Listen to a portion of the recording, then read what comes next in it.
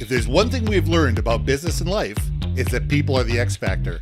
They constantly surprise us, both in amazing ways and not so much. We're Ben and Syya, and welcome to the Gnaw on This Business Bites podcast. This show is all about real life things we all deal with every day, how they relate to business, and how to make some sense out of our daily chaos. Welcome to the show.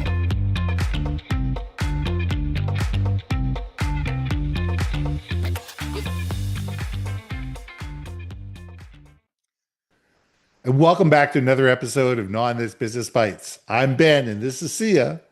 And here's a question for you. What are the mistakes in business that you've made that you wish you could have rectified? Early in my career, this is the time when we went from film and plates to direct to plate. Okay, so the technology changed where all of a sudden you didn't have that, that second source where you were creating the film, burning the plates, and then putting the plates on the press. This was plates that went directly on the press. And learning the technology and learning what it can do. And a client came back to me and we had a proof and they said, well, we need this fixed. We need this fixed. No problem. Absolutely. No problem whatsoever. It's just a couple of words. It was a sentence and a half that had to be rectified. No problem. We'll take care of it. And we changed it. We made a new proof. They looked at the sentence and a half, said, yep, perfect. That's great. They signed off on it. I signed off on it. It went to the press and we produced 5,000 or 10,000 or something. And there was text reflow on the page. Oh. And I said, in my 21 or 22-year-old self, well, you signed off on it. It's your fault. Ooh. I'm like, oh. And they paid the bill. They paid for us to reprint it and never took my phone call again.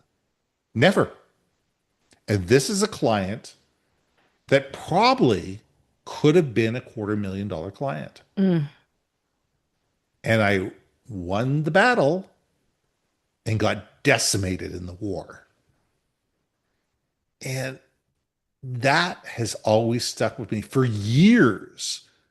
I had that signed off page proof on the wall in my office as a reminder of don't be stupid. Don't be dollar wise and penny foolish. Pretty much. Penny wise, dollar foolish. Yeah, exactly. Yeah.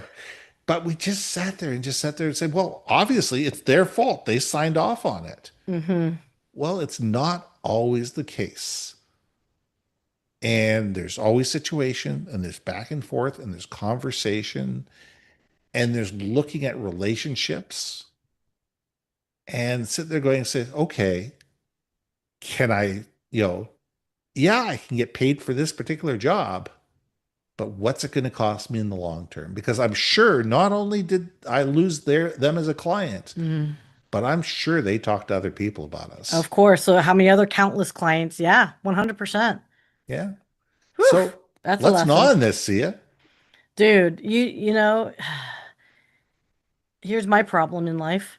I got so many damn mistakes, my friend. I don't even know where to begin. Like, shoot, this is only a 15-minute show. I think the big one, and I'm still struggling, and I struggle. It's a struggle, and I have to just remember these lessons, which is this is a root problem that I have made a mistake on. That is a root problem. It's not a situational problem. Like you were penny wise, dollar foolish with that particular engagement with that client, right? For me, I struggle every fracking day to this day to ask for help. And I have made countless mistakes of not asking for help. So that's why I was like, ooh, I've got tons of mistakes, but what was the crux of it all was I didn't ask for help. And I thought, and maybe again, the loan shark, the independent soul, call it good, bad, ugly, indifferent. Your ego gets in the way. of saying, I can handle this. I got this. It has carried me throughout life to figure out my own damn problems.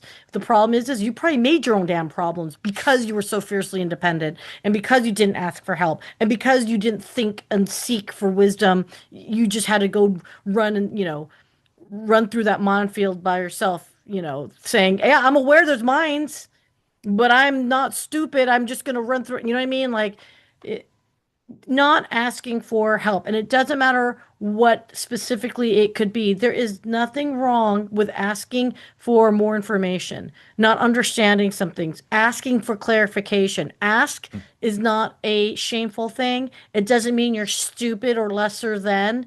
Hmm. And there's various reasons why I don't, don't. And I say in present tense, I don't ask for help. But I will say very early on in my career, it was because I didn't want to look like I was stupid.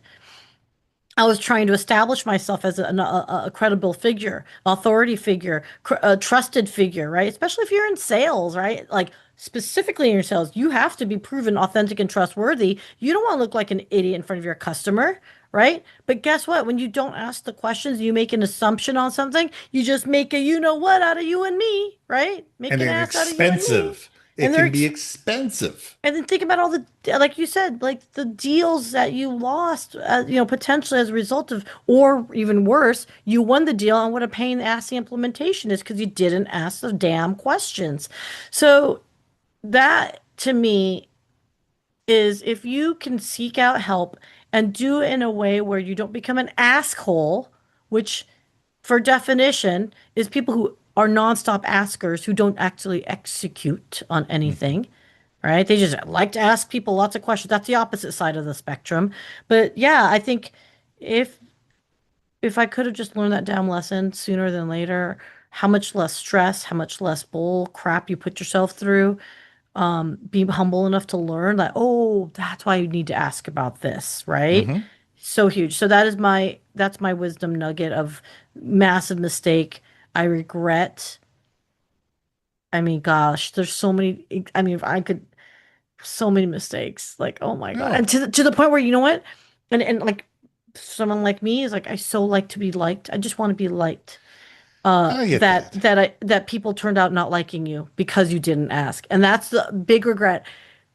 Like, oh my gosh, big regret on that is like I am connected with people that used to like me on LinkedIn, and now it's like if I tag them by accident, like if I invite them accidentally to our thing, in the back of the mind, they're like, F that biatch. You know what I mean? Like, I mean, it's such a regret. It's such a fracking Yeah. regret. So that's my big tirade of just ask the damn ask, you guys. There's nothing wrong with someone's going like, oh, I'm glad you asked. Well, I tell people this is the reason coming in as a consultant. I tell people my job is to ask the stupid questions.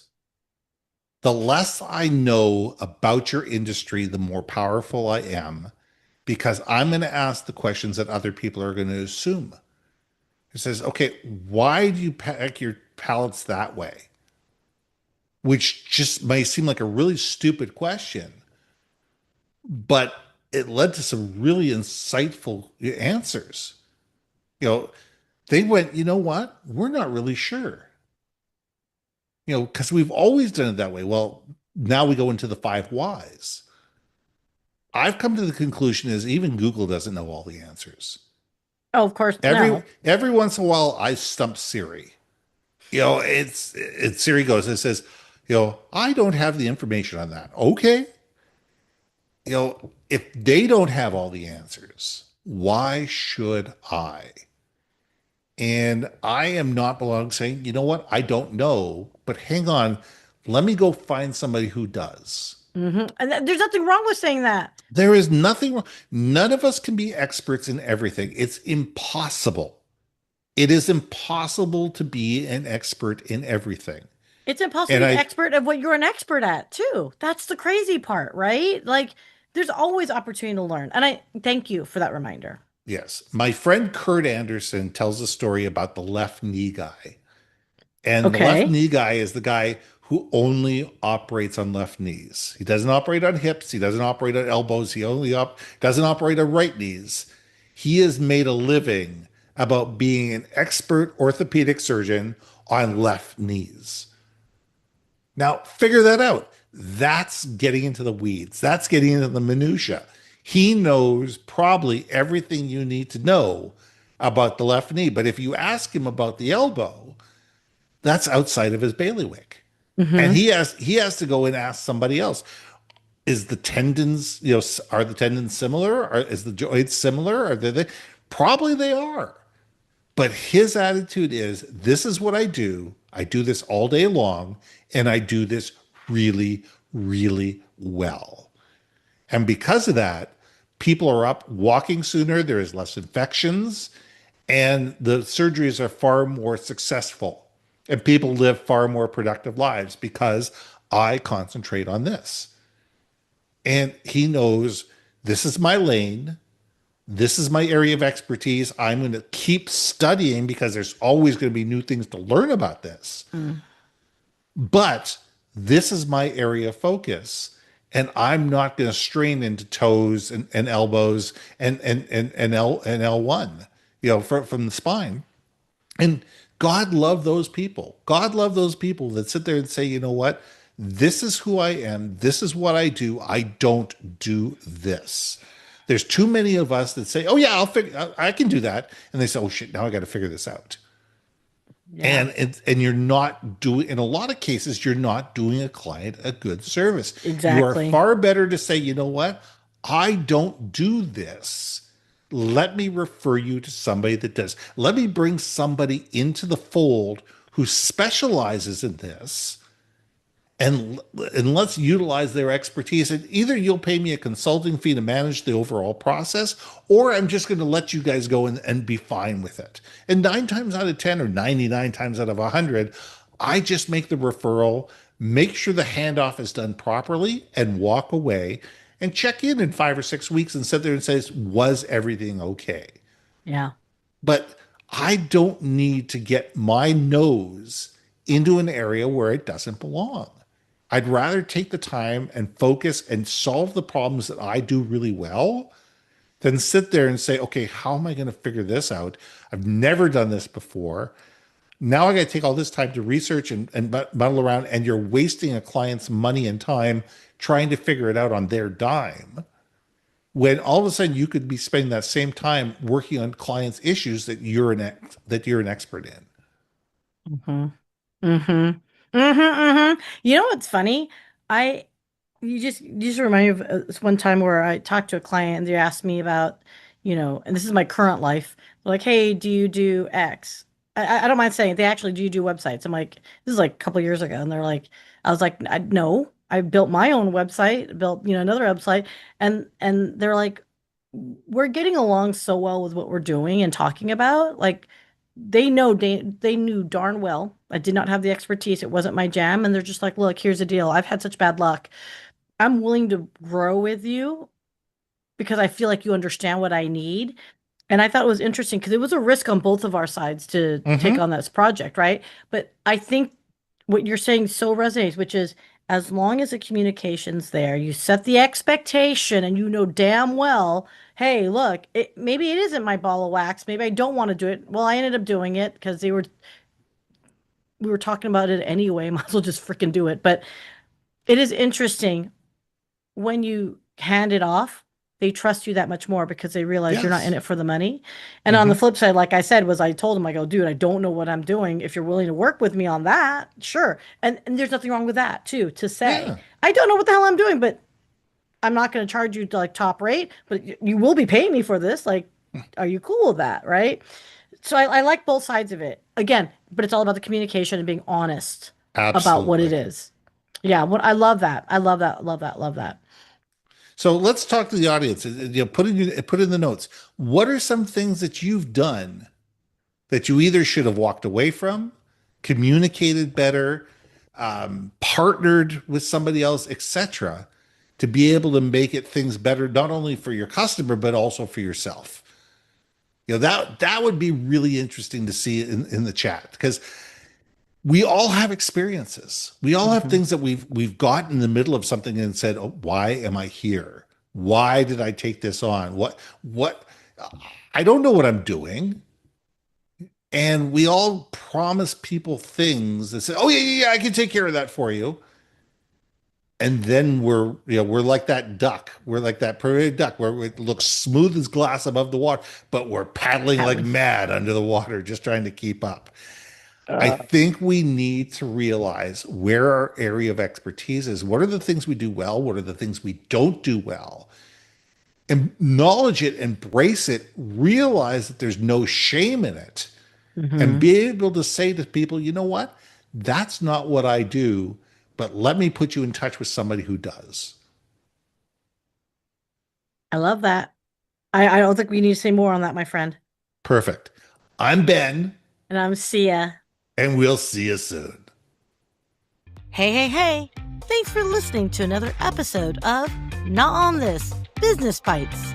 If you liked what you heard, we most humbly ask that you like, share, and hit that subscribe button. If you want to communicate more effectively within your organization, contact Ben at IamBenBaker.com or me at BrilliantBeanMedia.com.